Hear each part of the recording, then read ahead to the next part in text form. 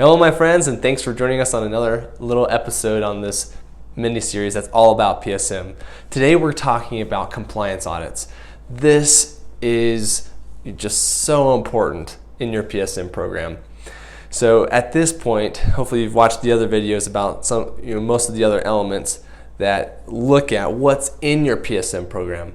Well, this element, compliance audit, is now it's all about testing the robustness of your PSM program. And so what OSHA mandates is that once every 3 years that you have somebody review all the elements of your PSM program, not just the program itself, meaning like the procedures that declare how you're going to record things and track things, but it's someone has to take a deep dive and look at how it's actually being done, implemented, and how that stacks up against what OSHA requests and requires, and how that stacks up against your peers, and how it's understood by all the employees and contractors and whatnot. And so it can be a big event, and it happens once every 3 years. And so you have to have somebody who knows what they're doing. So some companies that are large and they have many facilities have justified building a PSM group that's in-house. It's comprised of employees, and they're dedicated to doing these compliance audits at all the different facilities. Now you might have a smaller company. You might be in a company where you only have a handful of facilities, or maybe just one.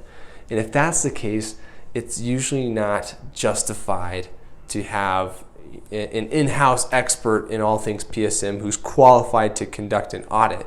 And so at that point, you need to have a third-party consulting group come in and take a look at your facility or facilities and help you determine if your PSM program is compliant with OSHA, and then if all the employees and contractors are understanding and complying with what you're declaring is being done. So it's typically in depth, depending on how complex the facility. This could be anywhere from a week to several weeks to really complete a full PSM audit. They're going to look at documentation. They're going to pull people aside for interviews. The intent is that at the end of the audit, you're going to have a thorough understanding of how robust your PSM program is.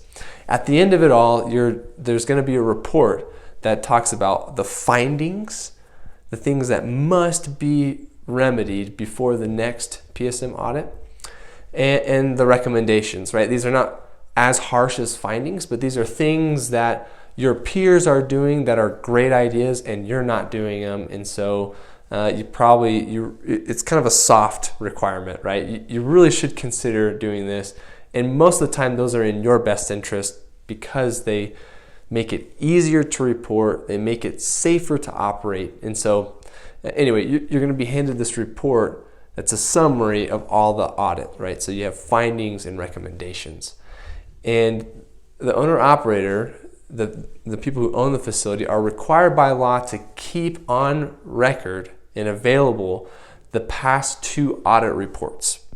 Okay, and so we can dive deep, and we will dive deep in our master class about what does that look like.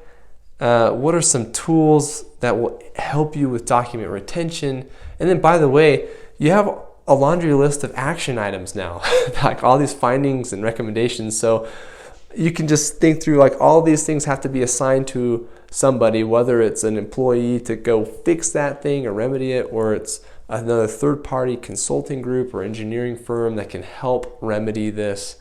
Everyone's it's got to be assigned to somebody, and it's got to be tracked through to completion, because 3 years after that audit, you're going to have another one. And one of the first things that audit team is going to look at is what was the previous report, all the findings, and how were those remedied. So they're going to be looking for the documentation that proves that you as the owner-operator has systematically gone through each one and satisfied them. Okay, or you might have rejected them, but there has to be documentation as to why you rejected it, and it's got to be thorough and good. So anyway, we dive super deep into some best practices on how you can track those action items through to completion. That way it's not a headache and you're not constantly reminding people and spending all your waking hours sending emails and different things. So there's real actionable strategies to make this easy and streamlined and simple, especially for a smaller operator. And so we're excited to have you in our full masterclass. Thanks for tuning into this mini series, and we're going to see you there. Thanks.